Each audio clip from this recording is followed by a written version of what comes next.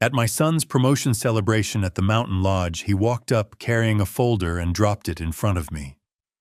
"Sign it," he said. I opened it and froze. It was a document cutting all legal and family ties between us. I looked up and asked, "Is this really what you want?" He pointed at the signature line and shouted in front of 80 guests, "Sign it! You've been nothing but a parasite my whole life." The ballroom fell completely silent as every eye turned towards us. "Before we go any further, thank you for being here. It genuinely means something. Drop a comment and tell me where you're watching from. Your city, your country. I want to know who is in this room with me. And one quick note. This story contains fictional elements crafted for storytelling purposes. Names and places are coincidental. The lesson, however, is one worth keeping. The snow had been falling since 3 in the morning. I knew because I had been awake since 2:30, lying in the dark, listening to it tick against the bedroom window the way it does when the flakes are still small, and the real weight has not come yet. By the time I pulled on my work pants and laced up my boots in the kitchen, the porch light showed a clean 4 inches on the steps, and more coming down steady out of the black Colorado sky. I am Cormac Strand. I am 68 years old. And on the morning of November 14th, 2024, I drove my 2007 Ford pickup through the empty streets of Telluride, with a cup of coffee going cold in the cup holder, and a shovel in the truck bed that had belonged to my father before it belonged to me. Most mornings, I do not think about what I am driving toward. I just drive. Coldwater Ridge Lodge sits at the base of the San Juan Mountains, and in the dark, before dawn, it looks the way it always has. To me, not like a destination, but like something that grew up out of the rock and the snow on its own. Slow and certain, the way things do in this part of Colorado. 400 acres, 42 guest cabins, a main lodge with 14 rooms, 2 restaurants, and a ballroom that holds 200 people when we move the furniture. My father picked this land when nobody wanted it. I built what stands on it now. The parking lot was empty when I pulled in. I cut the engine, pulled my gloves on, and climbed out into air so cold it went straight through my jacket and pressed flat against my chest. "Morning, Cormac." Frank Odell was already there. He was always already there. 22 years the man had been showing up before sunrise, and in all that time I had never once beaten him to the lot. "Frank," I said. He fell into step beside me, his own shovel over his shoulder. He was 55, and built like a man who had spent his whole life outdoors, which he had. We walked toward the main entrance without saying anything else, and that was fine. Frank and I had long ago run out of need to fill the quiet. We worked the front walk first, then the path to the east cabins, then back around to clear the drainage channel along the north face before it backed up and made ice. The work had a rhythm I knew in my hands better than I knew most things. Push and lift and step. My father taught me the right way to throw snow when I was 12 years old. You do not push it straight ahead. You lead it to the side, redirect it, work with the weight instead of against it. I still hear his voice when I do it. I still do it his way. At 6:50, a black SUV swung into the far end of the lot. New tires, clean panels, not a scratch on it. I watched it park, watched the door open, watched my son step out in a long wool coat, a leather messenger bag over one shoulder, moving toward the main entrance the way a man moves when he owns a place. Derek did not look in my direction. He had not looked in my direction in longer than I wanted to count. "Shot that the new general manager, Keon," Frank said. His voice was flat and careful. "That's my son," I said. Frank did not answer. He pushed a shovel of snow off the path and watched it fall into the drift along the fence line. "Big party tonight," he said finally. His promotion celebration. I turned back to the drainage channel. 80 guests? Full dinner service? Frank made a sound in the back of his throat that was not quite a word. You going? He asked. I reached into my coat pocket and pulled out the cardstock envelope I had found in my mailbox the evening before. Cream-colored, gold-embossed lettering. I turned it over so Frank could see the line below my name. Cormac Strand Maintenance Staff. Frank read it. A muscle moved in his jaw. I'll be there, I said. I put the card back in my pocket. Go ahead and make sure the sound system in the ballroom is tested before 5. Full check. And tell whoever is running the board tonight, do not turn off the recording function. Not for any reason. Frank looked at me for a moment, with the particular expression he had used on me, maybe a dozen times in 22 years. The one that meant he understood more than I had said, and was choosing not to ask the rest. All right, he said. We finished the North Channel and moved on to the guest cabin loop.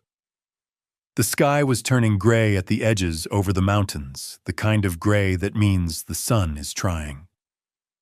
My coffee was long past cold in the truck. My shoulders ached the way they always ached now in the deep cold, an old familiar ache I had stopped complaining about to anyone. I had built every foot of what stood around me. Tonight, someone was going to try to take it. The envelope had been sitting in my coat pocket for 16 hours by the time I got home that evening, and I still had not decided what to do about the party. I hung my coat on the hook by the door, pulled my boots off. Vera was at the kitchen table with a cup of tea going cold. The same way my coffee had gone cold that morning, untouched, forgotten the way drinks go when your mind is somewhere else entirely. She looked up when I came in, and her eyes went straight to my coat pocket, the way a woman's eyes go when she already knows what is in there. They sent you a card, she said. It was not a question. Maintenance staff, I said. Vera set her cup down with a small, careful click and pressed her lips together. Her hands, both of them flat on the table, went very still. After 39 years, I knew what that stillness meant. It meant she was deciding between 3 or 4 things she could say, and choosing none of them yet. Sit down, Cormac, she said. I sat. The kitchen was warm and smelled like the pine cleaner she used on the floors, and something else underneath it, the particular smell of our house in winter wood and heat, and the faint ghost of every meal cooked in this room since 1986. I had built this house the year after we married. Framed it myself over 2 summers working weekends when the resort work allowed. My father had helped me pour the foundation. Tell me about August, Vera said. I looked at her. You know about August. I know what you've told me over 39 years, she said, which is not the same thing. Tonight I want the whole story. From the beginning. Because tomorrow you are going to walk into that ballroom, and I need to understand exactly what you are walking into. Her eyes were steady on mine. Brown darker at the center, the same eyes that had looked at me across a diner booth in the spring of 1985 when she was 22 and I was 28, and neither of us had any idea what the next 4 decades were going to require of us. I put my hands around hers on the table. All right, I said. From the beginning, my father, August Strand, came to Telluride in the winter of 1973 with $400 a used pickup and no particular reason to stop, except that the truck needed a new alternator and the mechanic on Main Street was the first honest face he had seen in 3 states. He got a room at the boarding house on Colorado Avenue. He got a job clearing snow for the county road crew. He got up every morning at 4:30 and worked until the light was gone. In the spring of '74, he walked the land above the ridgeline land nobody wanted because it faced the wrong direction for ski runs and sat too far from the main road for easy access. He looked at it for a long time. Then he bought it. How much? Vera asked. $4,200, I said. He borrowed the last $800 from the mechanic. Paid it back in 2 months. I was born 4 years later. I grew up understanding that our family had land the way other families have a name, not because anyone had handed it to us, but because my father had looked at something nobody else wanted and understood what it could become. He put a shovel in my hands when I was 7. When I was 16, he took me up to the ridge on a January morning, the ground frozen solid under a foot of new snow, and he swept his arm across the whole of it, the raw land, the bare tree line, the distant peaks going white against a sky so blue, it made your eyes hurt. "What do you see?" he said. I squinted at it. "Nothing much." "That's right." He nodded slowly, like I had said something smart instead of something obvious. "Anybody drives past this road, they look up here, they see nothing. That is exactly why we are safe. The day this place looks like something, that is the day people start making calculations about it." You understand? I did not understand. Not then. "I understand now," I told Vera. She squeezed my hands. "Keep going." August died in the spring of 2003. He was 71 years old, and he went the way he had always said he wanted to go, which was working. He had a heart attack on a Tuesday morning while he was walking the east perimeter of the property, checking the drainage the way he checked it every spring. They found him sitting against a pine tree with his hands in his lap, his face turned toward the mountains. He left me the land, the lodge, which by then had 12 cabins and 40 employees, and the operating company, which I had quietly incorporated 6 years earlier under the name Strand Mountain Holdings. He left the incorporation documents with Hollis Vane, who had been handling our legal affairs since 1991. He left a letter for Hollis with very specific instructions about the probate process, which was completed in 2004 without a single challenge, because there was no one to challenge it. And he left one other thing. He left Vera an envelope sealed her name in his handwriting on the front. He did not explain it. He had told me only, "Give it to her when I'm gone. She'll know when to open it." "I still have it," Vera said. I looked at her. "I never opened it," she said. Her voice dropped half a register the way it did when something cost her. 21 years, Cormac. It's in the drawer by the bed. I look at it sometimes. I always thought you would tell the children first. I thought I would open it after that. After you finally told them." The words landed in the kitchen between us with a weight that had been building for a long time. I looked at my wife's hands under mine, the fine lines across her knuckles, the way her left thumb pressed against my palm. "I know," I said. "Tomorrow," she said. It was not a threat. It was not an accusation. It was just the word that meant we had run out of road. Outside the kitchen window, the snow had started again, soft and steady, covering the driveway, covering the yard, covering everything my father had seen when he looked at a bare ridge in 1974 and understood what nobody else could see.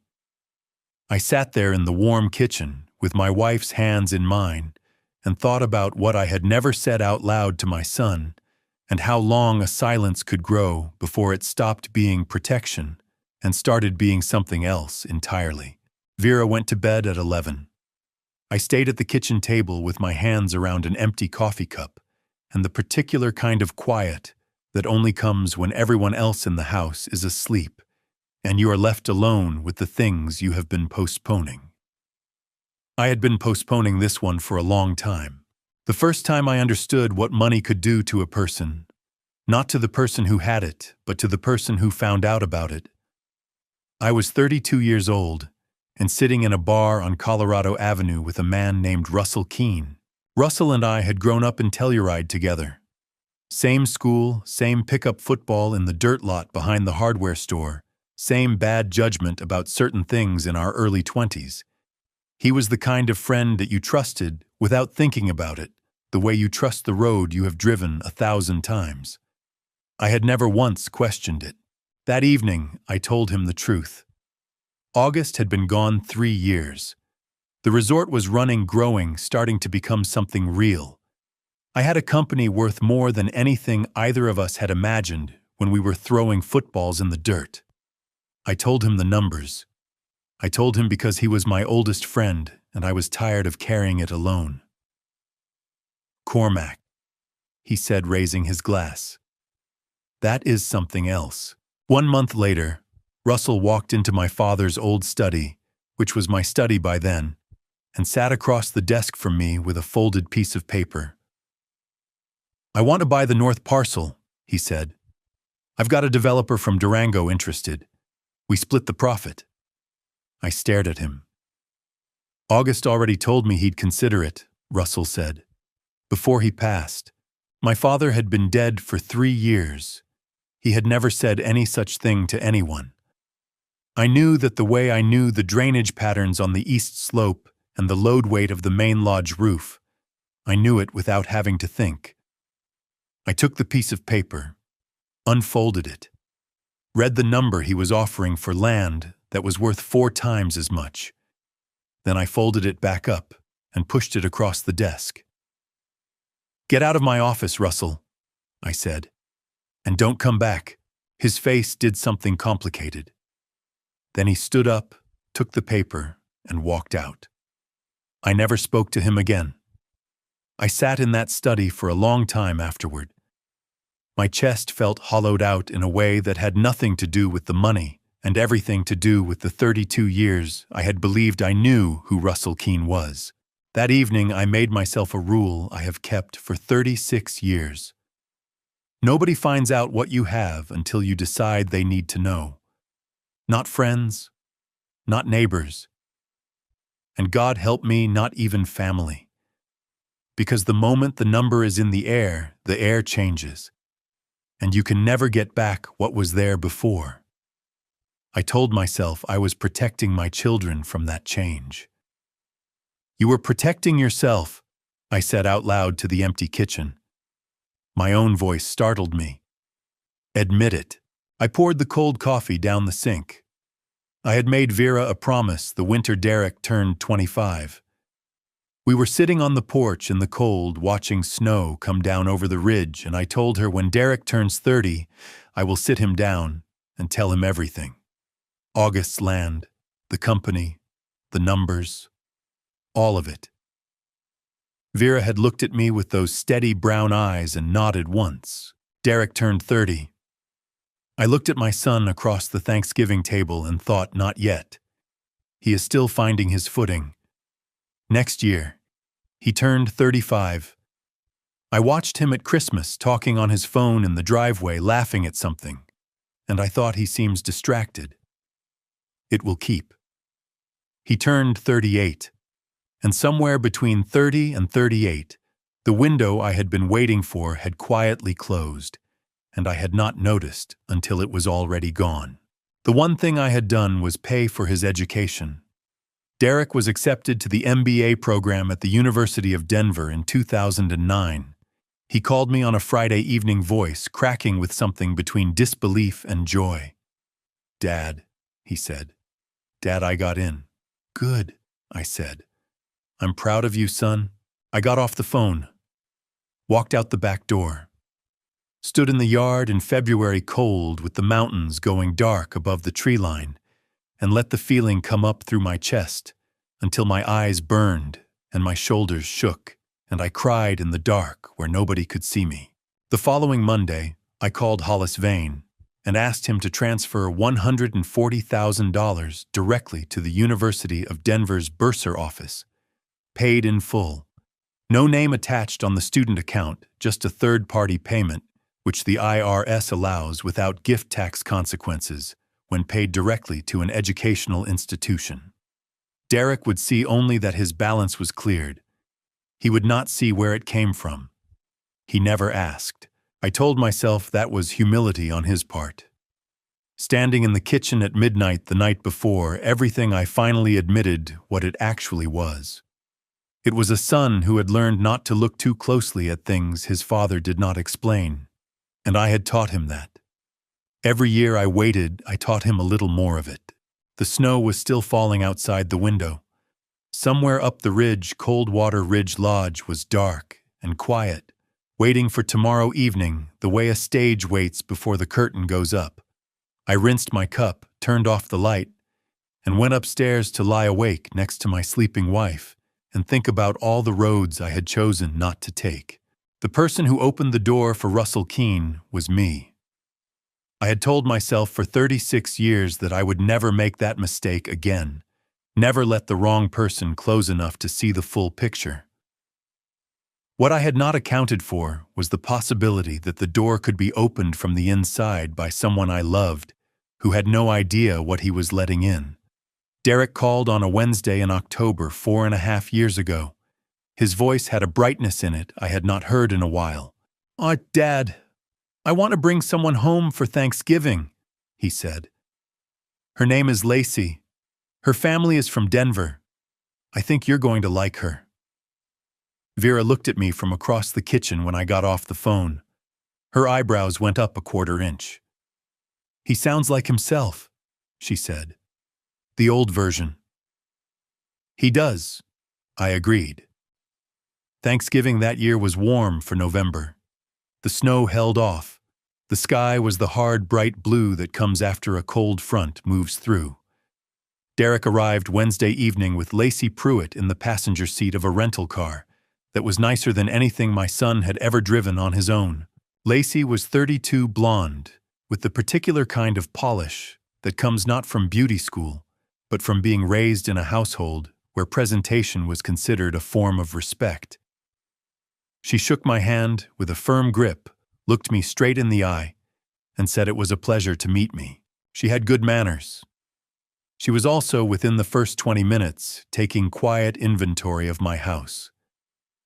My eyes were watching her eyes, and her eyes were moving across the kitchen cabinets, the age of the appliances, the single-pane windows I had been meaning to replace since 2015.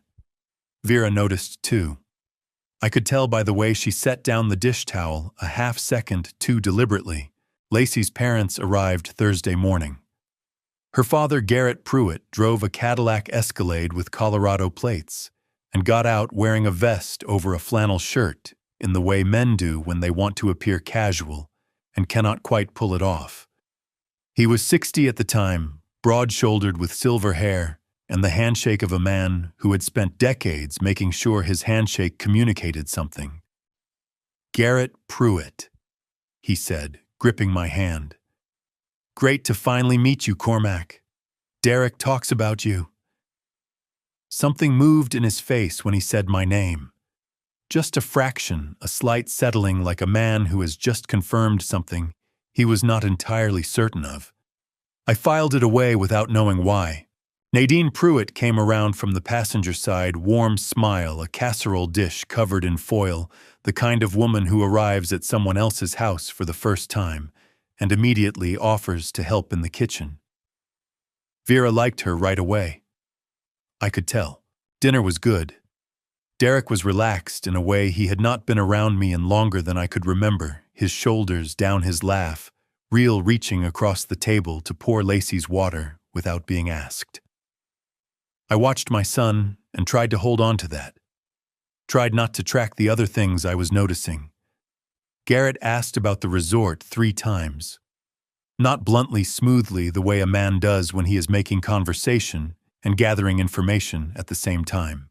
"You've worked out at Coldwater Ridge a long time, Cormac, first time. Beautiful property up there. You know the ownership group at all, second time. Derek tells me you've been in maintenance operations out there for years. Must know every inch of the place. Third time." Each time I answered simply, "Yes, a long time. Not personally, no. I do know it well." Each time Garrett nodded and moved the conversation somewhere else. After dinner, Derek and Garrett took their coffee to the front porch. Nora, who had driven up from Durango for the holiday, came and stood next to me at the kitchen window. We watched the two of them through the glass. Garrett leaning against the porch railing, talking with his hands. Derek nodding along with his whole body the way young men do when they have found someone whose confidence feels like direction. "Dad," Nora said, keeping her voice low, "I don't like him." "Garrett, he asked me 3 questions about you tonight," she said. "Specifically about you. Not about the family. Just you." She wrapped both hands around her mug and her knuckles went white. It felt like a background check. I looked at my daughter. She had her mother's eyes and her grandfather's instincts, and in 33 years, she had not yet been wrong about a person in any way that mattered. "I'll keep an eye on it," I said. Nora made a sound that meant she had already moved past keeping an eye on it and was at the next stage. But she let it go.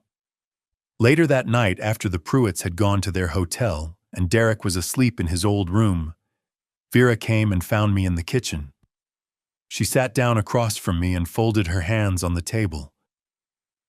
"Garrett Pruitt looked at this house," she said, "the way a man looks at something he is figuring out how to acquire." My chest tightened the way it does when you hear out loud the thing you have been thinking privately. "I know," I said. "He knows who you are, Cormac." Her voice was quiet and certain. "I don't know how, but he knows." I sat with that for a moment. Outside, the first snow of the season had started soft, tentative flakes that vanished the second they touched the warm ground.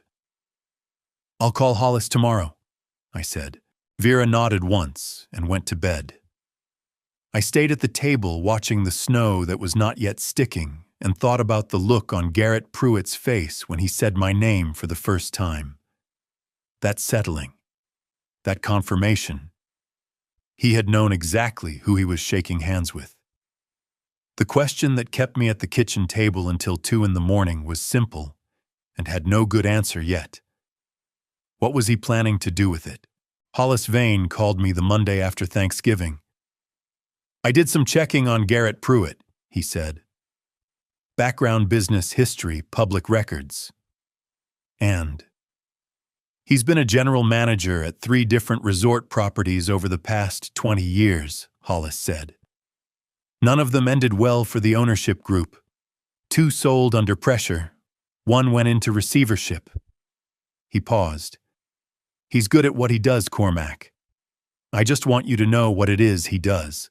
I thanked him and got off the phone and stood in my office looking at the mountain through the window for a long time. Then I did nothing.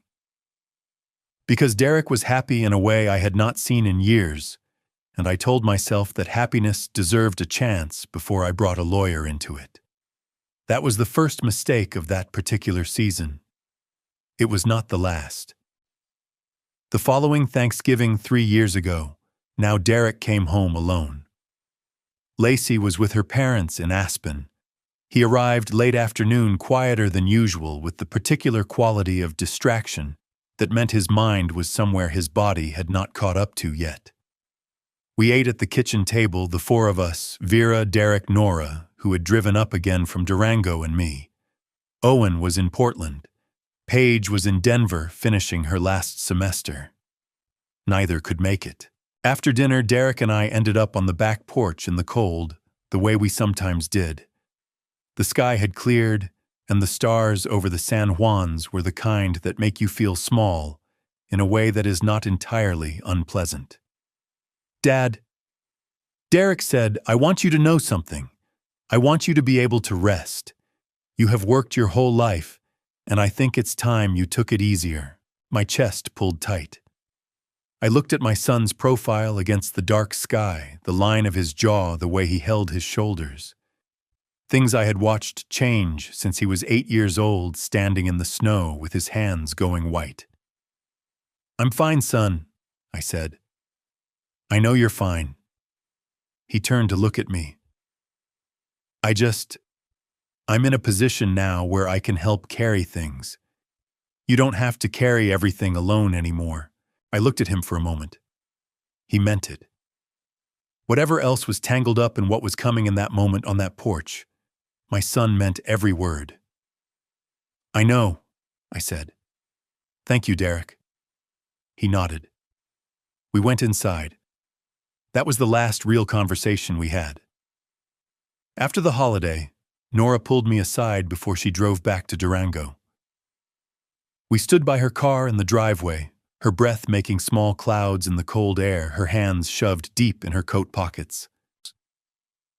Dad, I need to tell you something Derek said to me 2 years ago. Her jaw was tight the way it gets when something has been sitting in her chest too long. We were at a bar in Denver. He'd had a few drinks. He looked at me and said. She stopped, pressed her lips together. He said, Nora, Dad likes you more than me, because you go out and shovel with him and I won't. He thinks I'm lazy and he's never going to say it, but I know. I felt something drop through the center of my chest. Well, I told him that was ridiculous. Nora said, her voice rough at the edges. I told him you didn't think that, but he wasn't listening. He just kept saying you always looked at him differently. She pulled one hand out of her pocket and pressed it flat against her sternum like she was trying to hold something in. Dad, I think that's where it started. Not Garrett. Not Lacey. Just that. I stood in the driveway after Nora's taillights disappeared around the bend. The cold came through my jacket and pressed against my ribs, and I let it. My son had spent years believing I loved him less because he would not pick up a shovel, and I had never said a single word to correct it. Christmas that year, Paige drove up from Denver. She was 29, the youngest, with her mother's directness and a habit of asking the questions everyone else circled around. We were doing dishes after dinner, just the two of us, Vera and Derek, in the other room. Dad, Paige said, scrubbing a pot without looking at me. Can I ask you something weird? Go ahead. Do you have something you're not telling us? She glanced over, then back to the pot. Not like a health thing, just something. I've had this feeling for a while, like there's a room in the house I've never been allowed into. My throat tightened. I turned off the tap. Paige, you don't have to tell me. She set the pot in the rack, dried her hands on the dish towel, finally looked at me straight on her eyes, were Vera's eyes, steady and a little too perceptive. I just wanted you to know that I noticed. I'm just an old man who likes shoveling snow, I said. She looked at me for 3 full seconds. Then she smiled, not a real smile, a smile that said she was choosing to let it go for now, and went to join her mother. I stood at the sink with the dish towel in my hands and thought about the room she had described, the one nobody had been allowed into. I had built the walls myself, 1 year at a time, one unanswered question at a time. And now my youngest daughter had walked up to the door and knocked, and I had smiled and told her there was nothing behind it. The snow started again that evening. I watched it from the kitchen window and thought about what Nora had told me in the driveway, about the bar in Denver, about the shovel. Somewhere in the middle of trying to protect my children from what money did to people, I had let my silence do something worse.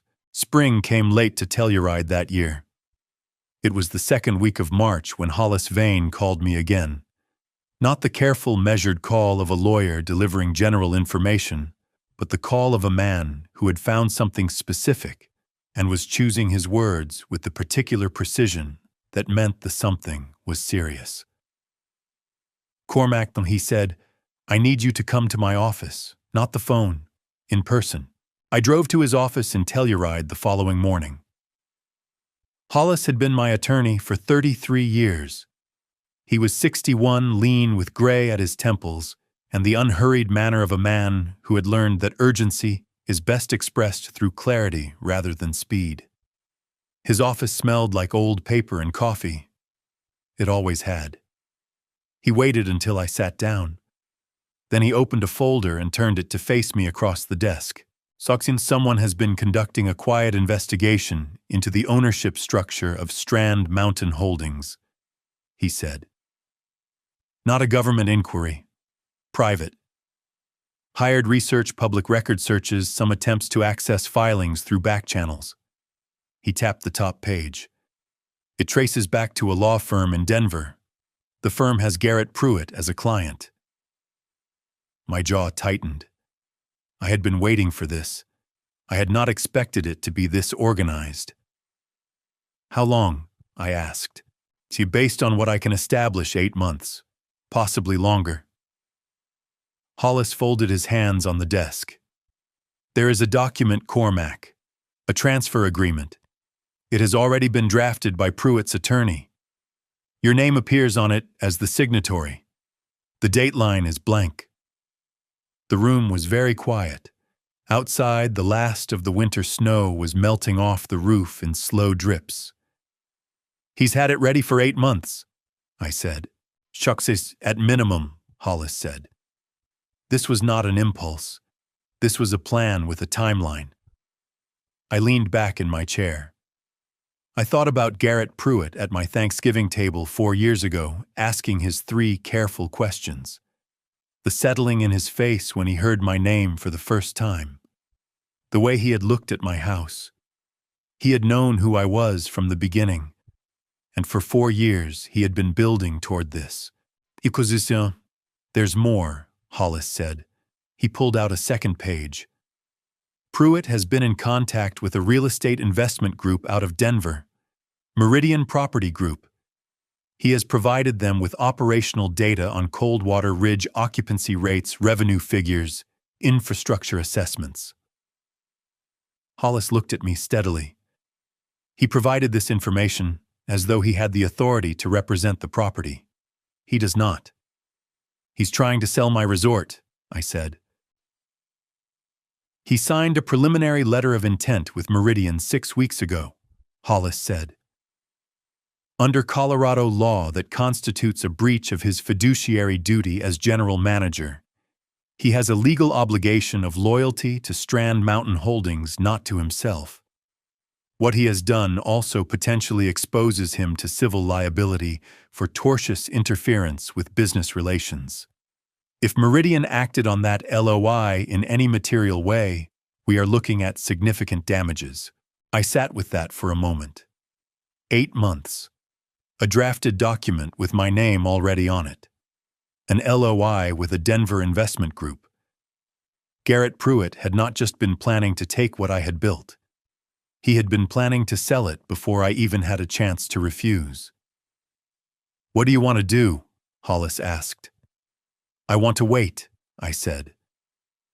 Hollis's expression did not change, but something behind his eyes did. Cormac. I know what you're going to say, so you have grounds to terminate his contract today, Hollis said carefully. You have grounds to pursue civil action. You do not need to wait for anything. I need to know where Derek is in this, I said. My voice came out quieter than I intended. I need to know if my son walked into this with his eyes open, or if Garrett walked him in with the lights off. I looked at Hollis across the desk. Because those are 2 very different things, and I am not going to treat them the same way until I know which one it is. Hollis held my gaze for a long moment. Then he nodded once. I'll keep monitoring, he said. The moment this moves toward action, you call me, day or night. There's one more thing, I said. I reached into my coat and pulled out the small notebook I had carried since my father died, worn cover soft pages. I opened it to an entry from 2019 and set it on the desk in front of Hollis. The handwriting was mine. The number was $40 million. Below it, one line, not August's land to sell. Not mine either, belongs to Telluride. Hollis read it, looked up. Garrett never knew about the 2019 offer, I said. If he had, he would have understood something important. I picked the notebook up and put it back in my coat. This was never going to be for sale. Not to Meridian. Not to anyone. And the man who thinks he is about to hand it to a Denver investment group is going to find that out in a room full of 80 people. I stood up, buttoned my coat, and walked out into the March cold. Behind me, I heard Hollis pick up his phone. 3 weeks after I walked out of Hollis's office, Derek called on a Tuesday morning while I was replacing a broken gate latch on the east cabin loop. My phone buzzed in my coat pocket. I pulled off my glove, checked the screen. Derek. I set the latch down in the snow and answered. Dad. His voice hit me like a door opening onto a warm room. Bright, full, the voice of the boy who used to call me from college just to talk about nothing for 20 minutes. Dad, I have news. Big news. I did tell me, I said. Garrett offered me the general manager position at Coldwater Ridge. The words came out fast, tumbling over each other, the way they did when he was a kid, reporting something he could not quite believe yet. Full GM salary, benefits, oversight of all 3 divisions. Dad, this is what I've been working toward. I stood in the snow with the broken gate latch at my feet and let my son's happiness move through the phone and into my chest, where it sat alongside everything else I was carrying. That's a big job, I said. I know it is. But Garrett says I'm ready. He's been watching how I handle things for 2 years, and he says I have the instincts for it. Derek's voice softened slightly. I wanted you to hear it from me first, before anyone else. I'm glad you called, I said. Are you proud of me, Dad? The question landed with the full weight of 40 years behind it. The boy on the phone asking it was the same boy who had stood in the snow at 8 years old, with his hands going white, refusing to go inside. I'm always proud of you, I said. Always have been. He made a sound that was not quite a word and got off the phone shortly after. I stood there holding my cell phone in the cold for a long moment. Then I put my glove back on and picked up the gate latch. What Derek did not know, what he had no way of knowing, was that 6 months earlier, I had called Garrett Pruitt myself. It was a Sunday morning in November, 2 days after that first Thanksgiving with the Pruitts, when I had watched Garrett ask his 3 careful questions and look at my house with calculating eyes. I had called him before Hollis found the drafted transfer agreement. Before I understood the full shape of what Garrett was building, I had called because Derek had been drifting for years, and I did not know how to reach him with words, so I tried the only other language I had. Give him a real opportunity, I told Garrett on that call. Something with responsibility. Let him prove himself. Garrett had agreed without hesitation. Of course he had. I was his employer. He could not have said no to me if he wanted to. What I had not understood then was that he had already been planning to use Derek as the instrument of his scheme, and my call had simply handed him the tool with the handle already pointed in his direction. I finished the gate latch, walked back to the maintenance shed. Frank Odell was inside sharpening a blade, the metallic scrape of it filling the small space. Derek got the GM position, I said. Frank set the blade down, looked at me. Garrett offered it. Yes. Frank's mouth pressed into a flat line. You going to tell Derek, not yet? Frank picked the blade back up and went back to sharpening. You know how this ends if you wait too long, he said. Not accusing, just saying. I know, I said. The day Derek started as general manager, I drove to the resort at 7 in the morning the way I did every morning. Parked in the maintenance lot. Got my shovel. Worked the front walk, the east path, the drainage channel. At 9 o'clock, a black SUV pulled into the main guest lot. Derek stepped out in a new coat, charcoal gray wool, the kind that costs more than I spent on clothes in a year. He stood at the entrance to the main lodge and looked up at the building with the expression of a man arriving somewhere he had always meant to be. He did not look toward the maintenance lot. I watched him from across the parking area, my shovel in my hands, and I felt something move through me that I could not name. Precisely pride and grief pressed so close together, they were indistinguishable. That afternoon, Lacey came to the resort for a tour. Derek walked her through the main lodge, the restaurant, the event ballroom. I was replacing a supply line fitting in the utility corridor when they passed the open doorway. Lacey glanced in, saw me crouched on the floor with a wrench, and said to Derek without lowering her voice, "Is that the maintenance man your father knows?" Derek looked in. Our eyes met for just a fraction of a second. Then he looked away. "That's my dad," he said. Lacey's pace did not slow. She said in the tone people use when they have decided a subject is closed. I turned back to the supply line. My hands were steady. My jaw was not. Frank appeared in the corridor 10 minutes later with a cup of coffee and held it out without saying anything. I took it, drank half of it standing in the utility corridor while the sound of Lacey's heels clicked away down the hallway above us. That evening, Owen called from Portland to congratulate his brother. Then he called me. "Hey, Dad." His voice was careful in the way it got when he was managing something. "I heard about Derek. That's great for him." "It is," I said. A pause. "Dad, can I ask you something?" "Go ahead." 3 years ago, I applied for an operations coordinator position at Coldwater Ridge. I never heard back. Not even a rejection. Another pause. "Did you know about that?" My throat tightened so fast it almost hurt. "I heard about it after the fact," I said carefully. "I'm sorry, Owen. That should not have happened." Owen was quiet for a moment. "Okay," he said finally, in the tone that meant it was not okay, but he was choosing not to push. "Okay. I love you, Dad." "I love you too, son." I got off the phone and sat in my truck in the driveway for a long time. The mountains had gone dark. The resort lights were visible on the ridge, warm and gold against the sky. My son was managing a property he did not know belonged to his father. My other son had been quietly shut out of an opportunity by his brother and had spent 3 years not knowing why.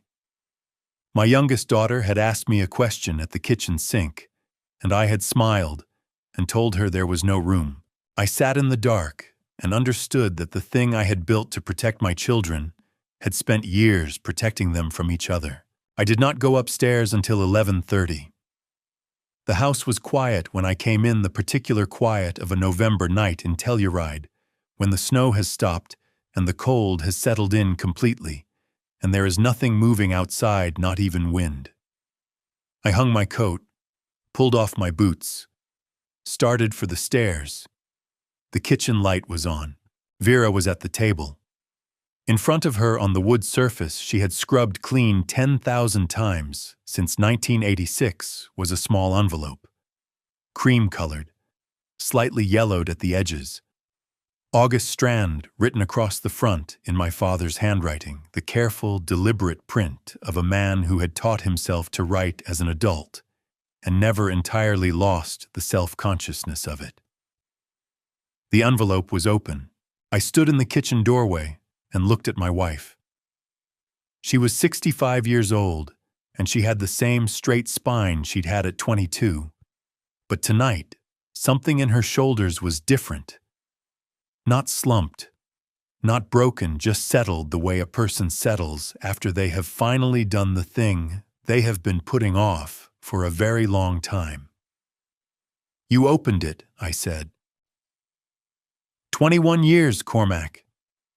Her voice was steady, but there was something underneath it, something that had been carried a long distance. I decided tonight was the right time. I came to the table and sat down across from her. She slid the envelope toward me. I reached in and pulled out a single folded sheet of paper. My father's handwriting, thinner and more uneven than I remembered the hand of a man who was already ill when he wrote it. Vera, you are the one who keeps that family standing straight. I have watched you do it for 19 years, and I want you to know that I see it even when Cormac does not say so. He loves you in the way that men like us love, which is completely and mostly silently, which is a failing I am sorry to pass on to my son. There is one thing I need you to do for me. When the time comes, and you will know when, do not let him wait any longer. He will always find a reason to wait. He waited on the land, he waited on the resort, he waited on every hard conversation he has ever had to have. It is how he is built. You are the one who has to tell him when waiting is over. The envelope is yours. Open it whenever you need to, or never. But if you ever need permission to push him, this is it. August. I set the letter down on the table. The kitchen felt very small and very warm. Outside the window, the mountains were invisible in the dark, just shapes I knew were there. He knew you, I said. My voice came out rougher than I expected. He knew both of us, Vera said. She reached across the table and put her hand over mine, not gently, firmly, the hand of a woman who had made a decision. Cormac, I need to ask you something, and I need you to answer me straight. All right. Did you know about what Garrett has been doing before tonight? I looked at my wife's face, the lines at the corners of her eyes, the way her mouth was set. Since March, I said. Something moved across her face, not anger, something more complicated than anger. A kind of exhausted recognition. 8 months, she said. I needed to know if Derek... I know why you waited. She pressed her hand down harder on mine. Cormac. Derek walked into that man's plan with his eyes wide open or his eyes wide shut. Either way, you waiting 8 months did not change which one it was. It just gave Garrett 8 more months. The truth of it hit me in the sternum. You're right, I said. I know I'm right. She pulled her hand back and folded both of hers on the table. So tomorrow, you are going to walk into that room and you are going to be every inch of what August built and what you built on top of it. And you are not going to let that man hand your son a pen and watch him sign away the thing your father dug out of frozen ground. I looked at my wife for a long moment. 39 years. The diner booth in 85. Every winter since. Hollis is in town, I said. He's been waiting in the parking lot since 6 this evening. Vera's chin came up a fraction. Good. I told Frank to keep the sound system running. Full record. Good. I'm not going to sign anything. I know you're not. She stood up from the table, picked up the letter, and folded it back into the envelope with the careful hands of a woman returning something precious to its place. Come to bed, Cormac. You need to sleep. I watched her move toward the hallway. At the doorway, she stopped without turning around. He would have been proud of you, she said. August. Not for what you built. For the fact that you still go out every morning and do the work yourself. A pause. That was always the thing he was most proud of. She went upstairs. I sat at the table alone for another few minutes, my hands flat on the wood surface, looking at the place where the envelope had been. Then I turned off the kitchen light and went up after her. I did not sleep.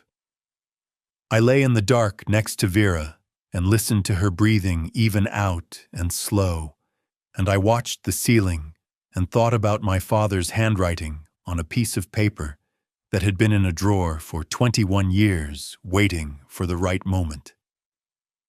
At some point around 3 in the morning, I stopped trying to pretend I was going to sleep and just lay there with my eyes open, letting the thoughts come without fighting them.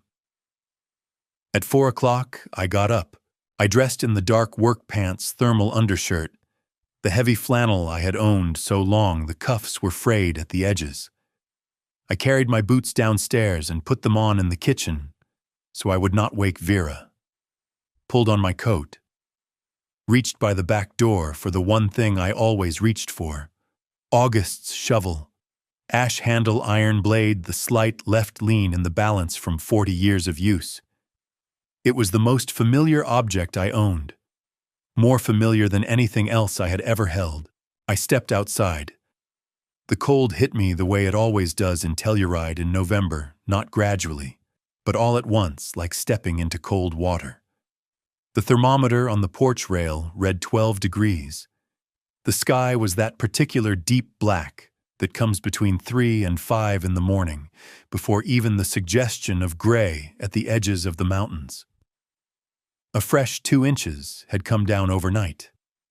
The driveway was a smooth white surface unmarked by anything. I started at the top of the walk and worked down toward the road. Push and lift and redirect.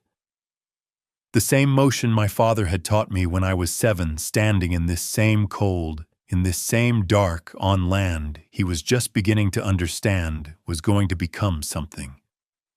In the quiet, I heard his voice the way I sometimes do when it is very cold and very dark and there is no one else around. Don't push the snow, Cormac. Lead it. There's a difference. I stopped moving for a moment. Just stood there in the dark, with the shovel handle in both hands and the cold pressing against my face, and let the memory of that voice be as real as it was going to get. Derek had never learned to shovel properly. He pushed straight ahead, the way people do when they have not been taught otherwise, and the snow came back on him and he got frustrated and quit. I had tried to show him once he was maybe 12, and he had looked at me with the expression 12-year-olds use when they have decided the lesson is not worth the effort. I had let it go.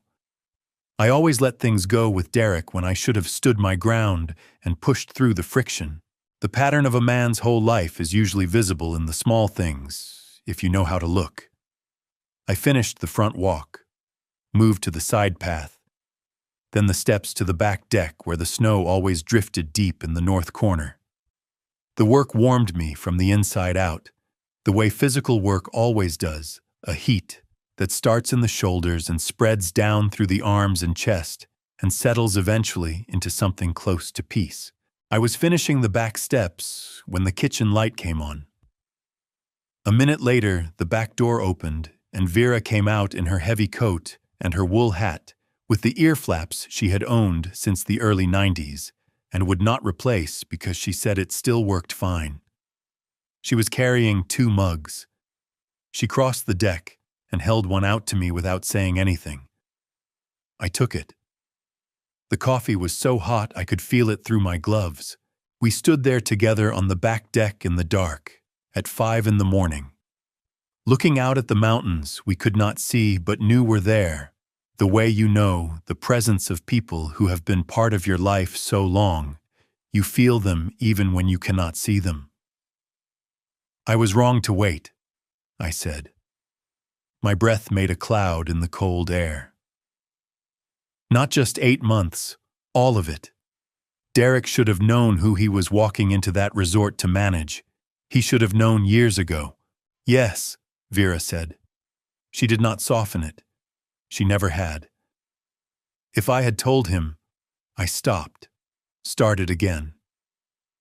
If I had sat him down when I promised I would when he was 30, none of this would have been possible. Garrett would have had nothing to work with. Maybe, Vera said. Or maybe Derek would have found a different way to be who he's been becoming. You don't know. She wrapped both hands around her mug. What you know is tonight.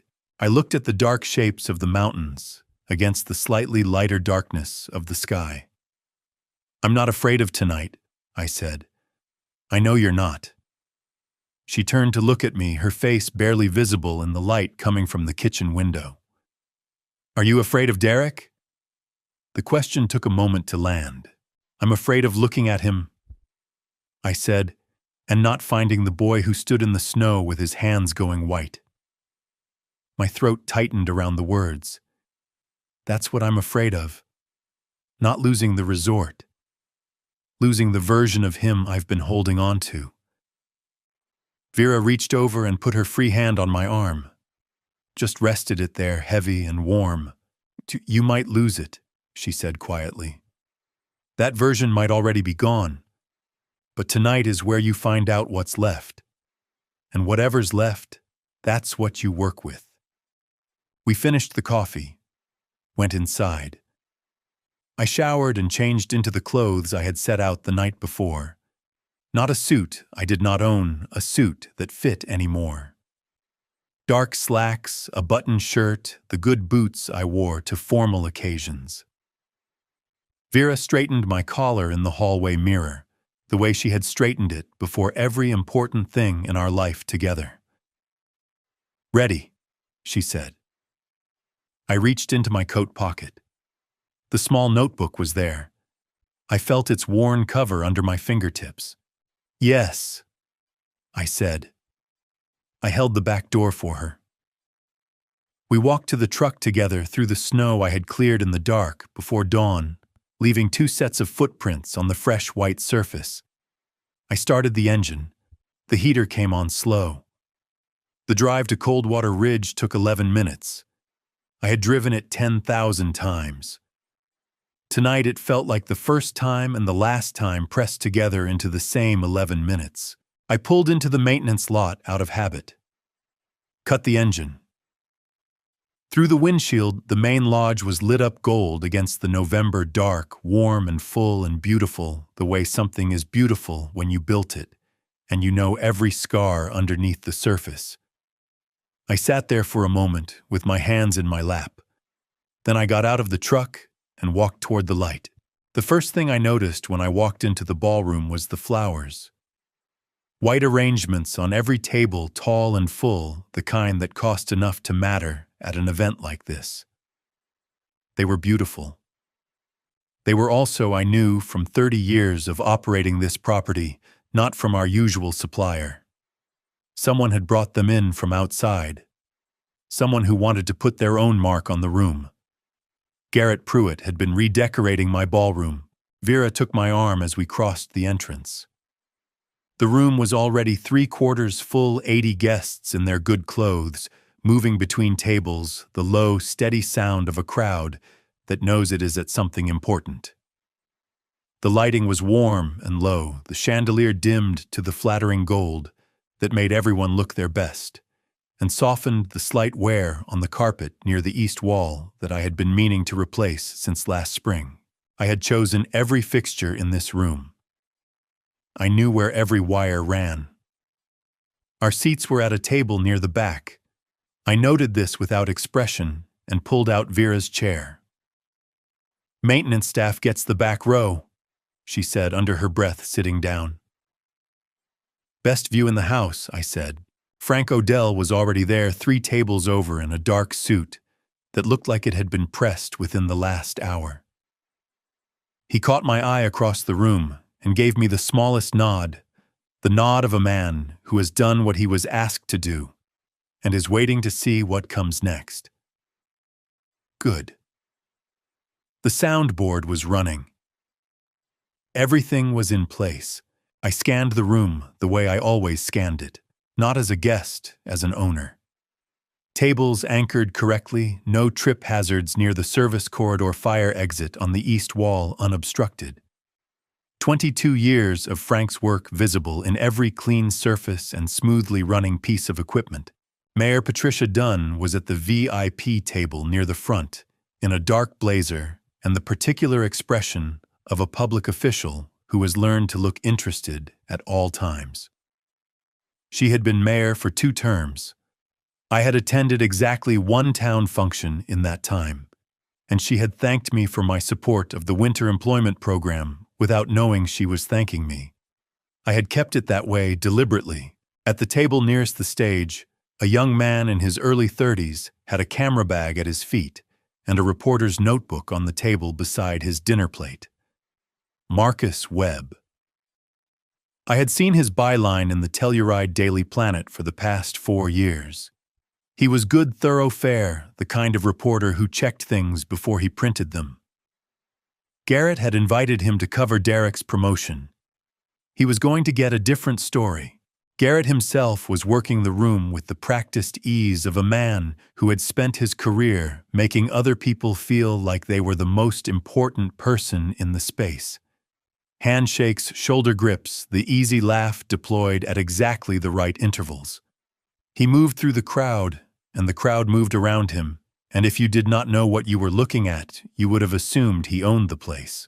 Derek stood near the front of the room with Lacey at his side receiving congratulations, with the slightly overwhelmed brightness of a man who had not yet fully processed that this was real.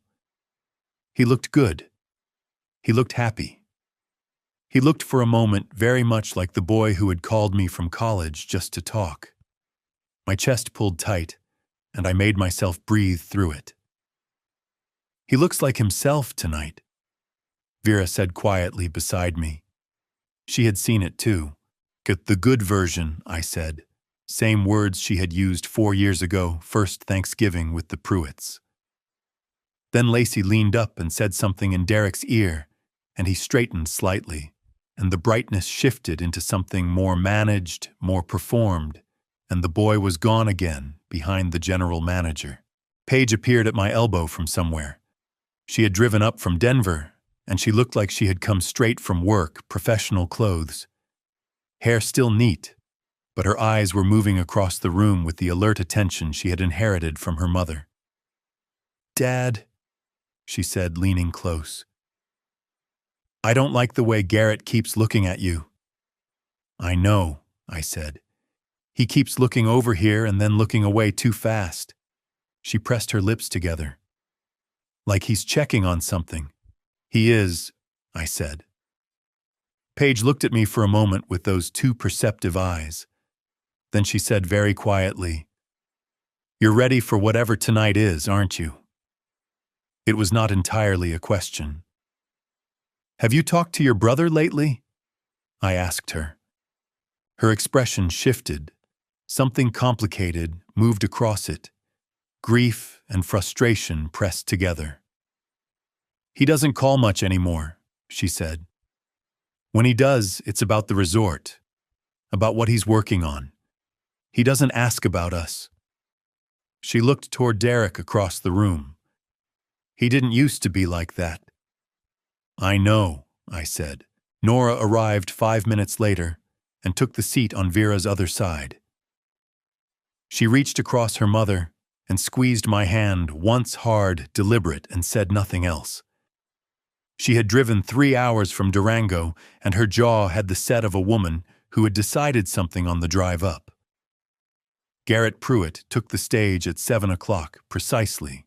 The room settled the way rooms settle for someone who commands them. I watched 80 people give him their attention and thought about the first time he had sat at my Thanksgiving table and asked his 3 careful questions and looked at my house like a number he was calculating. "Good evening," Garrett said into the microphone, and his voice filled my ballroom like he had been speaking in it his whole life. "Thank you all for being here to celebrate a remarkable young man and a new chapter for Coldwater Ridge Lodge." He paused, smiled, let the room lean toward him. I reached into my coat pocket, felt the worn cover of August's notebook under my fingertips. Then I picked up the dinner menu and began to read it.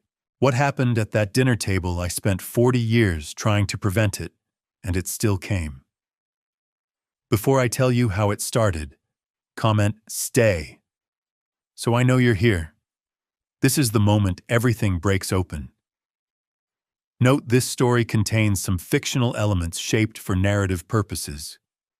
You're welcome to step away here, if that's not your preference. Garrett gave 2 toasts. The first was to Coldwater Ridge Lodge, its history, its growth, its future under new leadership. He spoke about the resort, the way a man speaks about something he has earned, and I sat at my table in the back of my ballroom and listened to him describe 40 years of my family's work as though it had arrived fully formed the moment he signed his employment contract. Vera's hand found my knee under the table. She pressed down once firm and left it there. The second toast was to Derek, his vision, his instincts, his readiness. Derek stood when Garrett raised his glass, and the room stood with him. And for a moment, my son was everything the room needed him to be: tall and certain and lit up by 79 people believing in him all at once. He caught my eye across the room, just for a second. Then he looked away. I raised my glass with everyone else. Garrett found me between the salad course and the main. I had watched him working toward me for 10 minutes, stopping at tables, making conversation, redirecting the way a man moves through a room when he wants to arrive somewhere without appearing to have intended it. He was good. I will give him that. He sat down in the empty chair beside me with the ease of a man dropping in for a friendly word. "Cormac." He set a leather folder on the table between us, his hand resting on top of it. "Good to see you here tonight. This is a big moment for Derek." "It is," I said. "I wanted to talk to you about something small." His voice was warm, unhurried, the voice of a man doing a favor. "Just a housekeeping item, really. A document that would clarify the management structure going forward, make things cleaner on paper for Derek's role." He pushed the folder toward me and opened it to the first page. "It's straightforward. Just needs your signature, and we're done." I looked at the folder. Then I picked it up. I read the first page slowly. Then the second. On the third page, halfway down, I found what I was looking for: my name typed in the signature block. Cormac J. Strand. The date line next to it was blank. The document had been waiting for this moment for a long time.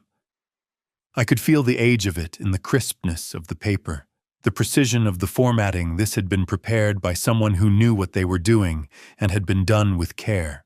Below my name, the language was clear enough for anyone to read: all rights, interests, and ownership claims pertaining to Strand Mountain Holdings, LLC, and its subsidiaries, including Coldwater Ridge Lodge, to be transferred in full to Derek Allen Strand and Lacey Ann Strand jointly.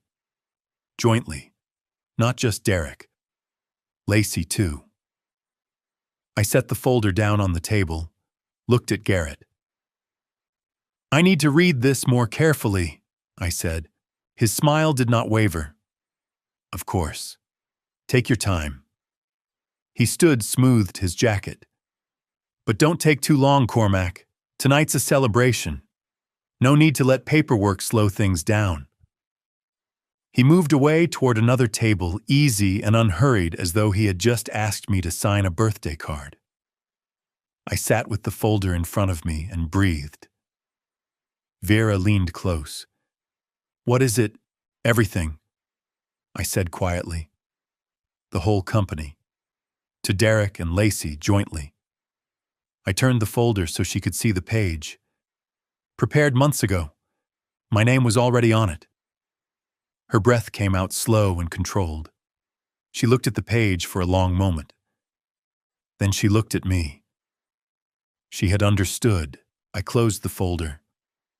Across the room, Derek was laughing at something. A guest had set his hand on the back of Lacey's chair at ease, in a way I had not seen him in years. And then Garrett touched his arm and said something in his ear, and something changed in Derek's posture.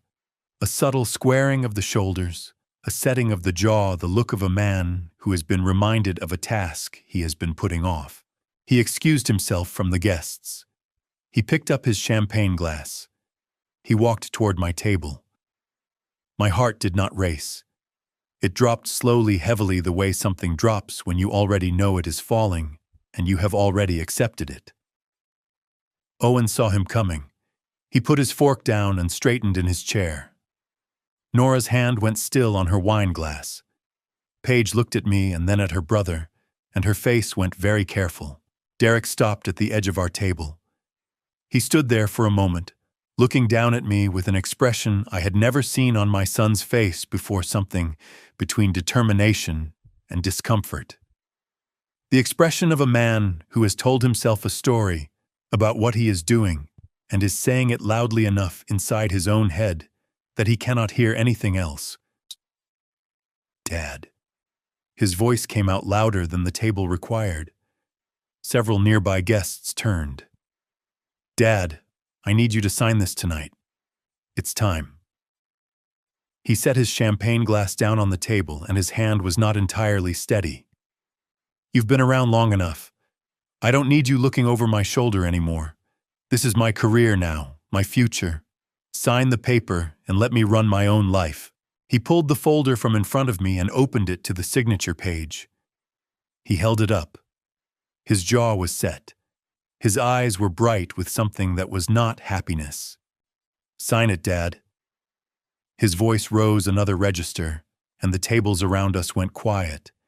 And then the quiet spread outward like a stone dropped in water until the nearest third of the room had stopped their conversations and turned. You've been a burden long enough. We're grown. We don't need a maintenance man following us around. His voice cracked on the last words, and he covered it with volume. He slapped the folder down on the table in front of me and pointed at the signature line. Sign it. You're nothing but a parasite. You always have been. The word landed in the room like a physical thing. Parasite. The music from the speakers continued for exactly 3 more seconds. Then someone near the sound system must have noticed, because it faded out, and the room was absolutely silent in the way rooms go silent when something has happened that cannot be taken back. 80 people. Not a fork moving, not a glass lifting. I looked at my son standing over me with his finger on a signature line, and his face flushed, and his hand still not entirely steady, and I felt something move through me that was not anger and was not grief, but was something older than both of them, the particular pain of a man who has just watched the thing he was most afraid of become real. I looked at the folder in front of me. Then I looked up at Derek, and I reached for it. My hand closed around the folder. Not the pen. The folder. I pulled it toward me, opened it to the first page, and began to read out loud. I did not shout. I did not stand. I simply read in the same voice I use when I am going through a maintenance report or checking supply invoices, steady, clear, unhurried, and the words of the document filled the silent ballroom, the way water fills a low place, finding every corner. Transfer agreement. I read. Entered into by Cormac J. Strand, hereinafter the transferring party, and Derek Allen Strand and Lacey Ann Strand, hereinafter the receiving parties. In consideration of the foregoing, the transferring party agrees to relinquish all ownership rights, interests, and claims pertaining to Strand Mountain Holdings, LLC, including but not limited to Coldwater Ridge Lodge, and all associated properties, revenues, and contractual agreements. I looked up. That's me, I said to the room. The transferring party. Everything I own. Signed over. Tonight. Derek's flush had deepened. Garrett had appeared at the edge of the table, standing slightly behind Derek's right shoulder, and his face was doing something complicated, the controlled expression of a man recalculating in real time. I turned back to the folder and kept reading. Then the chair beside Garrett scraped back hard against the floor. Vera stood up. She did not raise her voice. She did not need to. 39 years of marriage had given her a register below shouting that carried farther than shouting ever could. And when she spoke, the nearby tables heard every word with perfect clarity. Derek Allen Strand, she said. You will look at me right now. Derek turned. His face, when he met his mother's eyes, lost some of its certainty the way a flame loses height in a draft. You called your father a parasite, Vera said, in front of 80 people, in a building he owns. Her voice did not shake. It was the steadiest thing in the room. I want you to think very carefully about what you just said. And I want you to think about who taught you the word for that, and why. Derek opened his mouth. Vera held up one hand, not aggressive, just definitive, and he closed it. Owen was on his feet before anyone saw him move. He came around the table fast, and for a moment I thought he was going to put himself between Derek and me physically, but he stopped 2 feet short and turned to face his brother instead. And when he spoke, his voice had a rawness in it that I recognized the voice of someone who has been holding something in for a long time and has run out of room. Hachun, do you know? Owen said, his jaw so tight the words came out clipped, that I have been sending Mom and Dad $800 a month for 6 years. His hands were at his sides and they were shaking, not with anger, with the effort of keeping the anger contained. 6 years, Derek. Because I thought Dad was struggling. Because I thought he was just a guy who worked maintenance and I didn't want them to go without. He took one step closer to his brother. And you knew more than I did. You had access to everything I didn't. And you stood up there tonight and thanked Garrett Pruitt for giving you your career. You didn't say Dad's name once. Derek stared at his brother. Something moved behind his eyes, something that looked for just a second like the beginning of understanding. Then Garrett put a hand on Derek's shoulder, and the moment closed. Nora did not stand up. She reached into her jacket pocket and took out her phone. She opened the camera. She pointed it at Derek and Garrett and held it there without a word. "Put that away," Derek said. "Keep going," Nora said. Her voice was flat, and her hand was rock steady. "I'm listening." Paige was already gone from the table. I had not seen her leave, but I heard the ballroom door open and close, and I knew where she had gone. 2 minutes later, the door opened again, and she was back, phone in hand, and she looked at me across the table with her mother's eyes and said, "He's on his way in, Dad." Hollis. I gave her the smallest nod. At the end of the table, Garrett straightened. He had made his recalculation.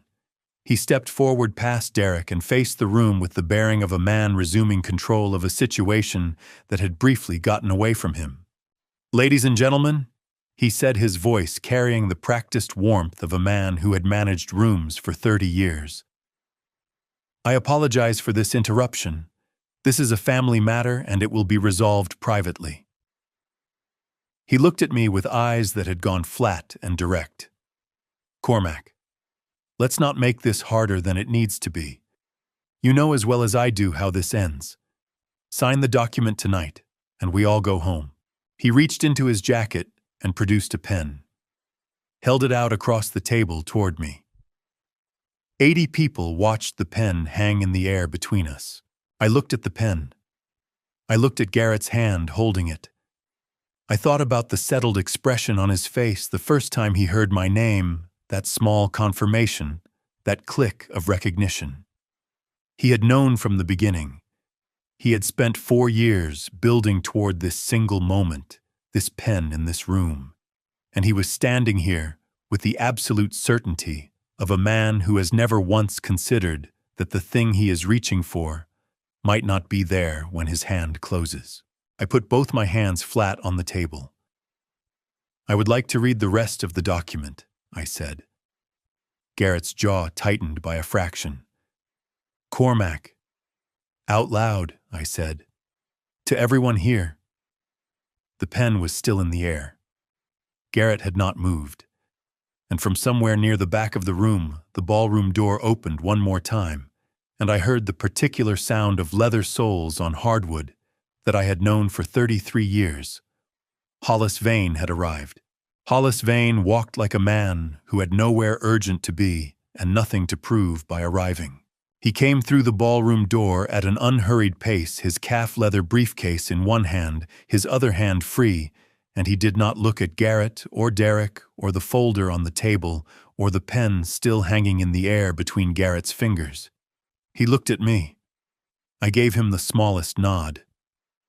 He pulled out a chair at the nearest empty table, set his briefcase on it, and stood beside it without opening it yet. Garrett watched him cross the room. The pen was still in his hand, and the certainty he had been carrying since he walked into my ballroom was still in his face, but underneath it, something had shifted, a tightening around the eyes, a recalculation running fast behind his expression. He recognized Hollis. I had known he would. 8 months of investigating Strand Mountain Holdings meant 8 months of encountering the name Hollis Vane on every significant document. Garrett knew exactly who had just walked in. He recovered faster than I expected. Cormac. His voice came out warm and measured the professional warmth of a man who has been managing difficult rooms for 30 years. He turned slightly so the nearby tables could hear him making the moment public, making it reasonable. This is a simple document. Your son deserves clarity about his future here. A father who loves his son signs the paper and lets the boy get on with his life. He set the pen on the table in front of me with a small, precise click. You have no other choice that makes sense tonight. The room held its breath. Then Nadine Pruitt's chair scraped back. She had been sitting at the VIP table near the front, quiet through everything, through Derek's words, through Owen standing up, through Nora's phone, through all of it.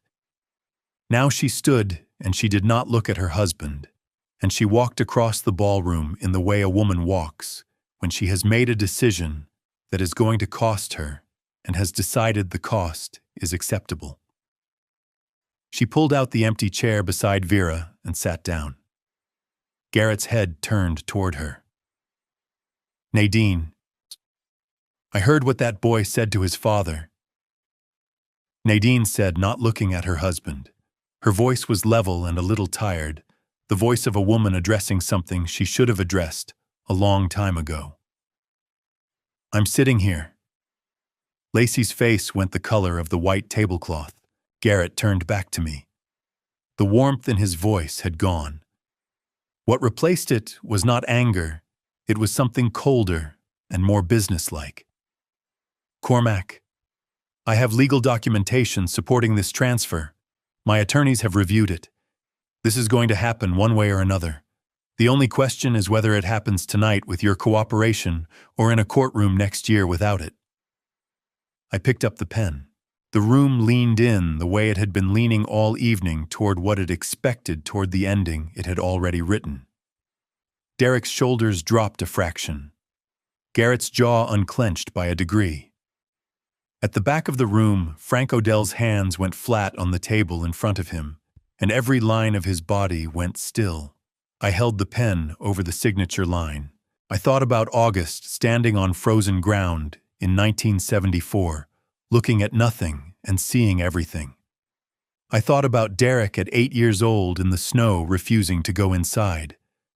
I thought about the notebook in my coat pocket with $40 million written in it and one line beneath it, not August's land to sell. Then I set the pen down, not signing, just setting it down flat on the table parallel to the document. I looked up at Garrett. I want to hear from my attorney first, I said. Garrett's expression did not break, but something behind it did a hairline fracture invisible to most of the room, clear as glass to me. Hollis stepped forward from the table where he had been standing. He did not raise his voice. It was not necessary. Before any document is executed tonight, Hollis said, I want to clarify the legal status of what is in front of Mr. Strand. He opened his briefcase and removed a single sheet of paper, which he set on the table beside the transfer agreement. Under Colorado law, a transfer of ownership in an LLC requires at minimum notarization of the signing party's signature independent legal counsel for the transferring party and full disclosure of the company's current valuation. He looked at the document on the table. This document has none of those. Additionally, it is being presented to Mr. Strand in a public setting under evident family and social pressure, following a direct verbal attack on his character. He looked at Garrett. That set of circumstances constitutes duress under Colorado statute. A document signed under duress is voidable at any time by the signing party. It protects no one. The room was absolutely still. Furthermore, Hollis continued, his voice the same throughout, calm, precise, unhurried. I have reviewed the document itself. The transfer language is constructed to convey not merely management authority, but full ownership rights. This is not a housekeeping document. It is a transfer of a privately held company valued at, he glanced down at his sheet of paper, $94 million at current assessment. $94 million. The number went into the room the way a stone goes into still water. You could see it travel the slight movement of heads, the small, involuntary adjustments of posture, the way the air changed. Derek's champagne glass was still in his hand. He set it down on the nearest surface without looking at it. He was staring at Hollis. Garrett's voice came out lower than before, stripped of warmth entirely. This is a private family matter. Your involvement, Mr. I represent Strand Mountain Holdings, LLC, Hollis said. That makes it my professional involvement, not a personal one. He looked at Garrett with the steady, patient eyes of a man who has spent 33 years in rooms exactly like this one. And I think there are a few other things the people in this room should know. Mayor Patricia Dunn, at the VIP table, had set down her water glass. Marcus Webb's pen had not moved in 2 minutes. Frank Odell was watching Garrett with the particular expression of a man who has been waiting a long time to watch something happen. Garrett looked across the table at me. For the first time since he had sat down beside me with his leather folder and his friendly voice, I saw something in his face that was not calculation.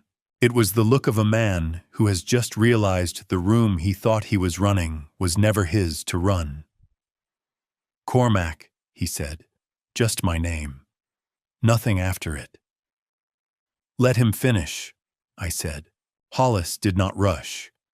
He had been a lawyer for 33 years, and he understood that the value of information was not just in the content, but in the delivery, in the space you gave it to.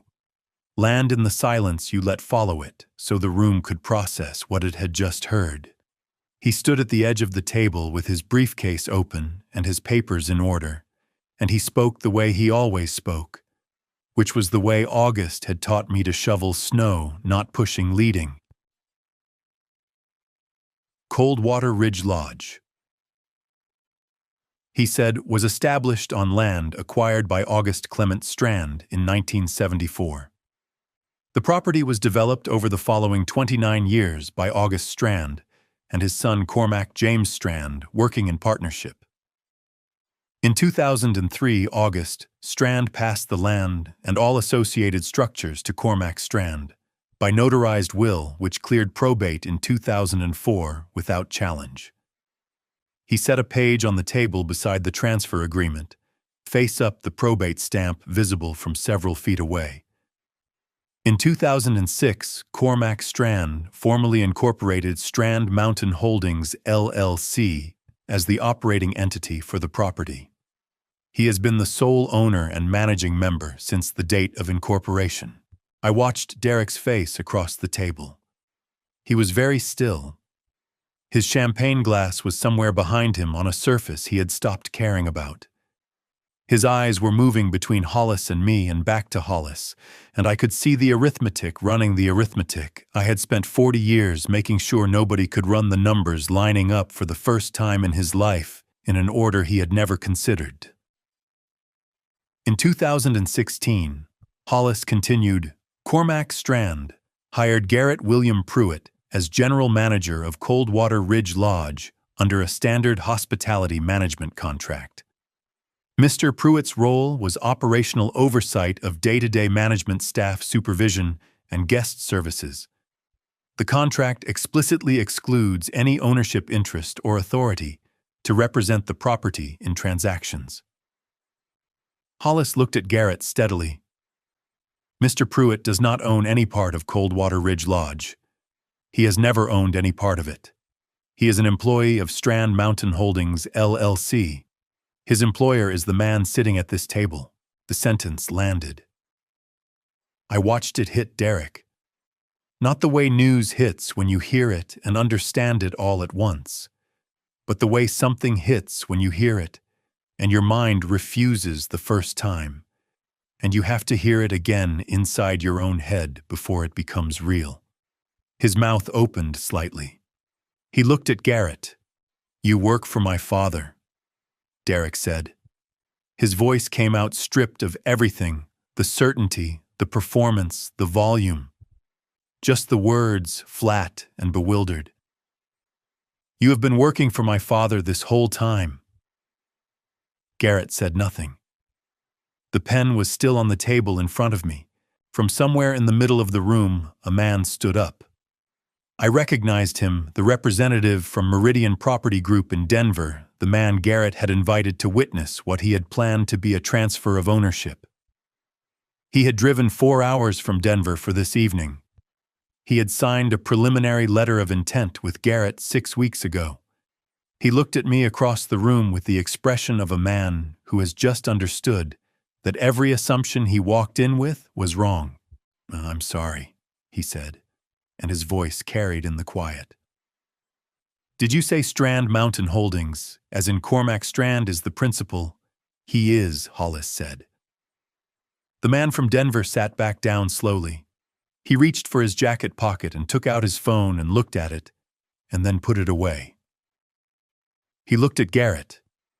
Then he looked at the table in front of him and did not look up again. "I tried to acquire Strand Mountain Holdings in 2021. He said mostly to himself, though the room was quiet enough that everyone heard. "They declined. I was told the company was not available at any price." A pause. "I never found out who the principal was." He had found out now. Marcus Webb's pen was moving again fast and steady, filling his notebook with the kind of notes that meant a story had just changed entirely. Mayor Patricia Dunn had both hands flat on the table in front of her. She was looking at me with an expression I had not seen on a public official's face in a long time, something uncalculated, something close to wonder. 12 years of anonymous donations to the Winter Employment Program. 12 years of budget line items that said private donor and nothing else. She was putting it together now in real time in front of 80 people. Derek turned to his father-in-law. His voice when it came was so stripped of everything that it barely sounded like him. "Garrett." He stopped, swallowed. "Tell me you didn't know. Tell me you didn't walk into my parents' house at Thanksgiving and sit across from my father and ask him 3 questions about the resort and know the whole time that he stopped again. His hand came up and pressed flat against his own sternum hard, like a man checking that something is still there. "Tell me you didn't know." Garrett looked at Derek for a long moment. He did not tell him that. The silence that followed was not empty. It was full-packed with 4 years of dinners and conversations and a promotion that had been offered not out of belief but out of strategy. And Derek was standing in the middle of all of it, with his hand pressed to his chest and the color draining from his face in a way that had nothing to do with the champagne. Lacey's hand went to his arm. He did not seem to feel it. I looked at my son across the table. The general manager was gone. The certainty was gone. The man standing across from me now had the lost, unsteady look of someone who has just discovered that the ground they have been standing on was built by someone else on foundations they never bothered to examine. For the first time all evening, he looked like someone I recognized. Hollis set one more page on the table. He did not make a speech about it. He simply placed it face up where the light could reach it and said quietly to me, "Whenever you're ready, Cormac." I looked at the page. Then I looked around the room at Frank Odell at the back table, at Mayor Dunn with her hands flat, and her eyes wide open at Marcus Webb still writing, at Owen standing with his hands finally still at his sides, at Nora with her phone lowered at Paige watching me with Vera's eyes, at Vera sitting straight beside Nadine Pruitt, her hands folded on the table watching me the way she had watched me for 39 years, steady, certain, not afraid of whatever came next. I stood up. I had been sitting at that table for 2 hours. I stood up the way I stand up from every chair slowly without drama, the way a man stands when his knees have 68 years in them, and he has learned that most things worth doing do not require an entrance. I straightened my jacket. I put both hands in my pockets. I looked at Hollis and gave him a nod that meant go ahead and finish. Hollis turned one more page in his folder. "There is one additional matter," he said, "that I want to bring to the attention of everyone present." He did not look at Garrett when he said it. He looked at the room, at the 80 people who had come tonight expecting a celebration and had stayed for something they would be talking about for the rest of their lives. Mr. Garrett Pruitt, in his capacity as general manager of Coldwater Ridge Lodge, entered into preliminary negotiations with Meridian Property Group of Denver, Colorado, with the stated intention of facilitating the sale of this property. Hollis set a document on the table, 2 pages, stapled the Meridian letterhead visible at the top. A letter of intent was signed 6 weeks ago. Mr. Pruitt represented himself in those negotiations as having authority to sell. He does not have that authority. He has never had that authority. The man from Meridian, still seated at his table in the middle of the room, rubbed one hand across his mouth and stared at the tablecloth. Under Colorado law, Hollis continued, a general manager acting outside the scope of his contractual authority to the financial detriment of his employer constitutes a breach of fiduciary duty. The letter of intent with Meridian, combined with the transfer agreement presented to Mr. Strand tonight, constitutes a pattern of conduct that exposes Mr. Pruitt to significant civil liability, including but not limited to damages for tortious interference with business relations and breach of the duty of loyalty. He looked at Garrett for the first time since entering the room. I will be filing the relevant paperwork with the Colorado courts on Monday morning. Garrett's hand resting on the back of Derek's chair went very still. Derek was looking at his father-in-law with an expression I had never seen on my son's face before.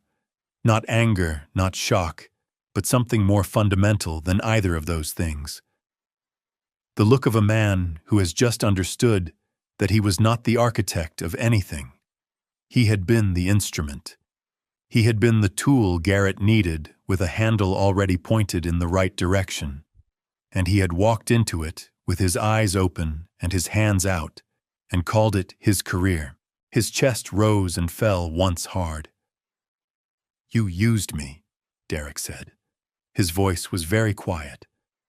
Quiet the way things go quiet when they are about to break. "You sat at my father's table. You shook his hand. You told me for 4 years that you believed in me." His jaw tightened until the muscle jumped in his cheek. "And you were using me the whole time." Garrett looked at his son-in-law. For a moment, just a moment, something moved in his face that might have been the beginning of an explanation.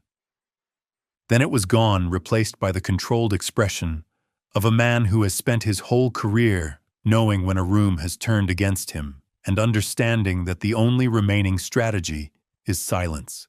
He said nothing. Lacey's hand came off Derek's arm. She took one step back, then another, until she was standing alone at the edge of the table with her champagne glass, and the particular look of a woman who is calculating rapidly which way the ground is tilting. I had been watching my son. Now I watched him reach up and touch his own face, fingertips against his jaw, a small disoriented gesture. The gesture of a man trying to locate himself.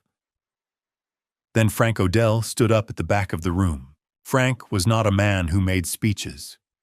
In 22 years, I had heard him string together more than 4 sentences, maybe a dozen times. He stood up, and the people at the surrounding tables looked at him, and he looked at the room and then at me, and he said what he had come here to say. "Ikitais, I've worked for this man for 22 years, Frank said. His voice was rough and straight, the voice of someone who does not spend time making words smooth. I was here the morning he repaired the East Cabin foundation by himself because the crew was short. I was here the winter we lost the north heating system at 2 in the morning, and he was on the roof in -15 degrees while the guests were still asleep. I've watched him shovel this parking lot 10,000 mornings." He paused. "I've never once heard him tell anyone what he owned, not once in 22 years. He looked around the room. "I just thought people in this room ought to know what kind of man they're talking about." He sat back down. The room was quiet for a moment, with a different quality than it had been quiet before. Then Hollis reached into his briefcase one final time. He produced something I recognized, a photograph 8 by 10 black and white mounted on cardstock. He set it on the table where the transfer agreement had been. It was a photograph of August Strand taken sometime in the late 70s, standing in the snow on what was clearly undeveloped land. He was holding a shovel, the same shovel I had in my truck, the same shovel I had carried into the resort every morning for 21 years. August Strand broke the first ground on this property with that shovel in 1974, Hollis said. Cormac Strand has used it every winter since his father died. This morning before driving here tonight, he used it to clear the front walk of this building. He looked at the room. I thought that was worth knowing. Mayor Patricia Dunn's hand went to her mouth. Marcus Webb had stopped writing. He was looking at the photograph. I looked at it too. My father in the snow, young and certain, holding the thing that had built everything. My throat tightened in a way I had not expected, and I pressed my lips together and waited for it to pass. Then I looked at Derek. He was looking at the photograph.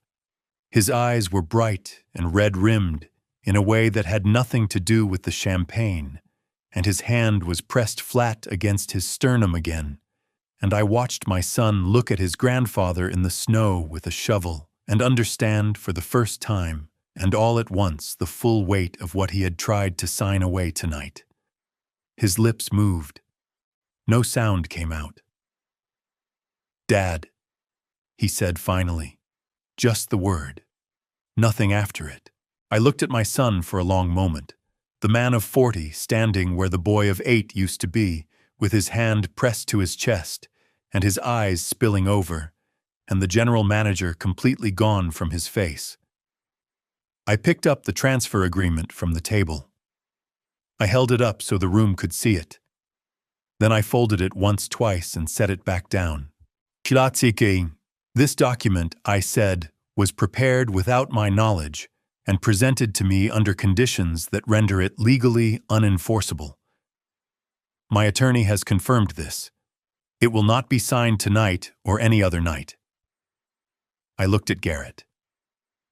Your employment with Strand Mountain Holdings is terminated effective immediately. Mr. Vane has the paperwork. Garrett picked up his leather folder from the table. He tucked it under his arm. He looked at me one last time with the eyes of a man who has played a long game and lost it on the final move, and then he walked toward the ballroom door without a word. The room watched him go. The door had not fully closed behind Garrett when the sound started. It began as a low tone from the main speakers, the kind of sound a system makes when it is warming up, when audio is being fed back through the line from a recording. The man at the soundboard in the back corner of the ballroom, a 26-year-old named Eddie, who had worked for Coldwater Ridge for 3 years, and who Frank Odell had spoken to privately at 4:30 that afternoon, adjusted 2 levels and pressed play. The ballroom filled with Derek's voice. Not Derek's voice, as it was now the stripped-down, red-rimmed voice of a man who had just watched his certainty dissolve.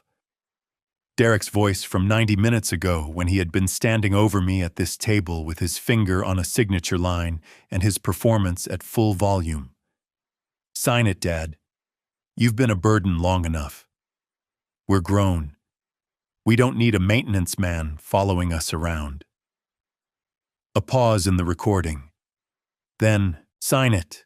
You're nothing but a parasite. You always have been. The playback ended. The silence that followed was the most complete silence I had heard in a room full of people in my 68 years. Not the silence of shock, the room had moved past shock. This was the silence of 80 people sitting with something that had been said out loud and could not be taken back, hearing it a second time in the same room where it was first spoken through the sound system of the building the speaker's father owned. Under Colorado's one-party consent law, any party to a conversation may record it without the knowledge of the other parties. I was a party to every conversation that took place in this room tonight. Frank had ensured the system was running before the first guest arrived. Everything was legal. Everything was documented. Eddie at the soundboard sat very still with his hands in his lap. Derek had not moved since the playback started. He stood at the edge of the table where he had been standing when it ended, his hand still pressed to his chest, his face still wet at the eyes, his mouth slightly open the way a mouth goes when the body cannot decide what expression is appropriate for what the mind is processing. When the last echo of his own voice faded from the speakers, he closed his eyes. His shoulders pulled inward and downward, and a sound came out of him that was not a word, low and broken, the sound of a man who has just heard himself from the outside for the first time. Lacey took another step back. Owen sat down. His hands were flat on the table and his head was bowed and his jaw was working the way it does when you are trying very hard not to cry in a room full of people and not entirely succeeding. Nora lowered her phone. She looked at her brother for a long moment, not with the expression of someone who has won something, but with the expression of someone who has watched the thing they feared most happen, and found it was exactly as bad as they thought it would be. Her free hand came up and pressed against her lips. Paige made a sound that was halfway between a breath and a sob. She pressed both hands over her mouth and looked at the ceiling the way people do when they are trying to keep something in.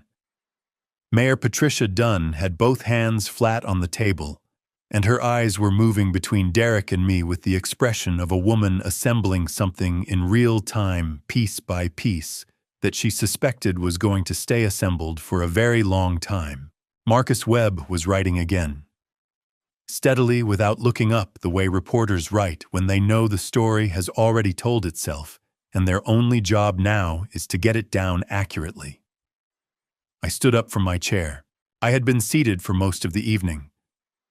I stood slowly the way I always stand, and I looked around the room at Frank Odell at his table in the back, who gave me the same small nod he had given me that morning in the parking lot when I told him about the recording system. At Vera seated straight beside Nadine Pruitt, her hands folded on the table, her eyes on me with 39 years of steadiness in them. At Owen, still bent over his folded hands. At Nora, her hand over her mouth. At Paige, her eyes wet and her chin up. At Derek. My son was looking at me. The performance was gone, the volume was gone, the borrowed certainty he had been carrying for 4 years, like a coat that belonged to someone else, all of it gone. What was left was the face underneath, older than I remembered it being, more tired. And somewhere in it, very far back, the beginning of something that looked like it might eventually become what it needed to become, if given enough time and enough honesty. I had said more words tonight than I had planned to say. I only needed one more. I walked around the table, past Hollis, who stepped back to give me room, past the folded transfer agreement on the tablecloth, past the photograph of August in the snow. I stopped when I was close enough that Derek could hear me without me needing to raise my voice. I did not raise it. I built this place so you would have somewhere to stand, I said. Not somewhere to stand above me. I held his gaze for 3 seconds. Then I turned and I took Vera's hand, where she had risen from her chair to meet me, and we walked toward the ballroom door together. Behind us, I heard Owen push back his chair. Then Nora. Then Paige. And then from somewhere at the back of the room, one pair of hands, Frank Odell, began to clap. It was slow at first, deliberate the way Frank did everything. Then another pair of hands joined it. Then another. By the time Vera and I reached the door, the sound had grown into something I did not turn around to look at because I did not need to see it. I could feel it move through the floor under my feet, through the walls of the building my father had started, and I had finished through 68 years of mornings that had started before dawn with cold air and a worn wooden handle, and the particular satisfaction of work that asks nothing of you except that you show up and do it right. I held the door for my wife. We walked out into the Telluride night together, cold and clear and very still, the mountains invisible in the dark. But there the way they were always there. The way some things are always there, whether you can see them or not. I breathed. I slept. That was the first thing, the thing I had not done properly in months.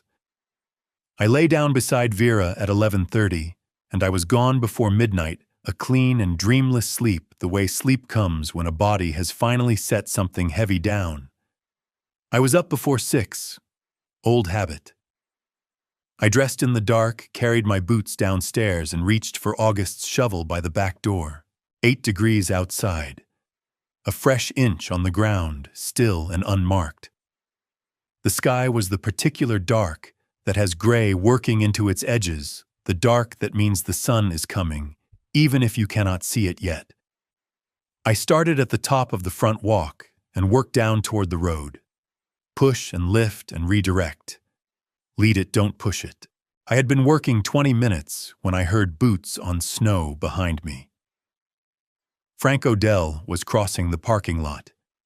Behind him, in a loose group, were 6 of the longest-serving crew members' men who had been with Coldwater Ridge through every season I had run it. None of them said anything.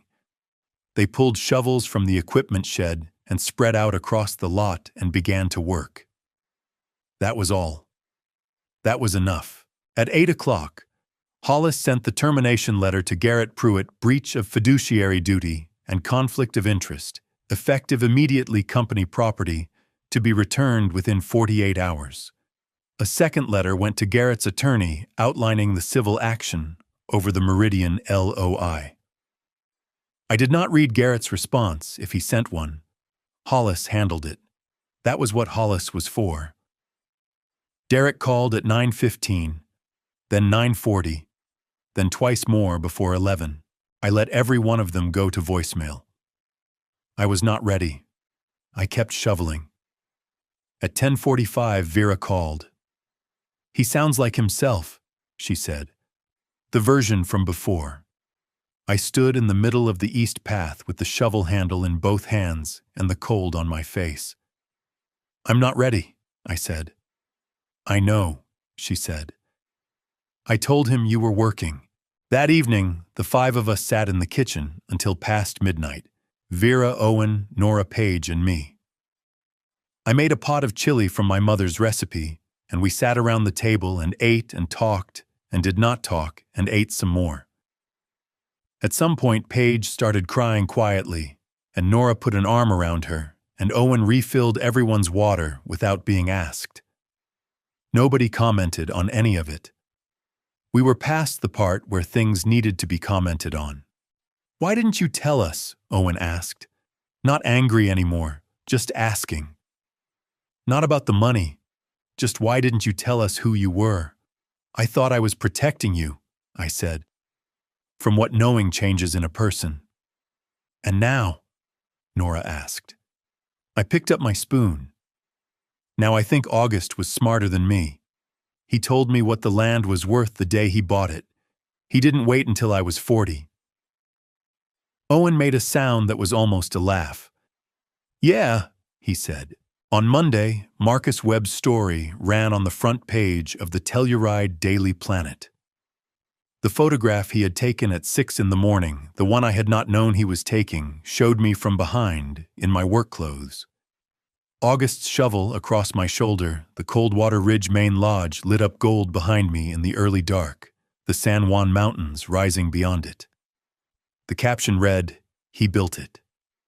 Every morning he came back and worked it. Not because he had to, because that's who he is. I read it once at the kitchen table with my coffee, folded it, put it in the drawer where I kept things worth keeping. 3 months later, I had August's shovel mounted on the wall of the resort's main office, the room I had been avoiding calling mine for 21 years. Brass brackets centered where the morning light came in first. No plaque. No explanation. Frank saw it the day I put it up and nodded once. That was enough. The civil case against Garrett settled in March. I did not attend. Hollis handled it. The Meridian deal had died the night of the ballroom. I was told the Denver representative withdrew the LOI within 48 hours, citing concerns about the counterparty's authority to represent the asset. I did not need to hear more than that. 5 months after the party, on a Thursday afternoon in April, my phone rang. Derek. I was in the truck in the resort parking lot, engine running about to drive home. I let it ring twice, 3 times. On the 4th ring, I picked it up. Dad. His voice was careful and quiet, stripped down to something I had not heard in 4 years. I don't know how to start this. Start anywhere, I said. A long pause. Outside the windshield, the mountains were showing the first thin green at the tree line, the color that meant winter was finally letting go. Can I come up? He said. Not to talk about the resort, not about any of it. I want to help with whatever you're working on, if that's okay. I looked at the mountains for a moment. There's a fence line on the north perimeter, I said. 2 posts need resetting before the ground thaws all the way. It's cold work. I know, he said. You'll need gloves, I said. The real kind, not the dress kind. A sound came through the phone, something between a breath and a word, something that had been waiting a long time to get out. I know, Dad, he said. I know. I kept August's shovel on the wall of my office for a reason, not as a trophy, as a reminder that the most expensive mistake I made in 40 years was not a bad contract or a wrong hire. It was silence. I stayed quiet to protect my children, and my silence left a door open for someone who walked through it and nearly took everything my father and I had built with our bare hands. If you are holding something back from the people you love, thinking it protects them, hear this clearly. It does not always protect them. Sometimes it just leaves them standing in the dark with no map, making decisions they would never make if they could see the full picture. Do not wait the way I waited. Say the true thing before someone else uses your silence against you. I am not a man who speaks about faith often, but I believe God puts certain mornings in a person's life where you stand in the cold before dawn and understand exactly what you are. That morning with August's shovel was one of them. This is what I know: worth is not what you accumulate. It is what you do before anyone is watching.